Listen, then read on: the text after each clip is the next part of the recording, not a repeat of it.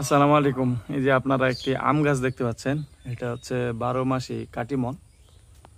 তো এখানে আপনাদেরকে আগে একটা ভিডিওতে দেখিয়েছিলাম, এখানে 4টি আম ছিল, তো এখন আছে 2টি।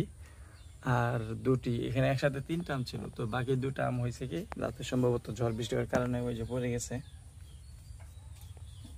তো এই হচ্ছে অবস্থা। তো মোটামুটি সুন্দর একটা কালার আসছে, দেখেন ওইটারও মোটামুটি সুন্দর একটা কালার। বড় 2টা সাইজ এখানে আছে, বাকি ছোট 2টা সাইজ নিচে পড়ে গেছে। তো সম্ভবত এখানে এটা হওয়ার পরে দিকে আবার বকুল আসতেছে, আমরা বলি বইল। এই হচ্ছে অবস্থা। তো দেখি এগুলা এখন সবগুলোই পেরে ফেলবো, যেহেতু 2টা পড়ে গেছে, 2টাও পেরে ফেলবো।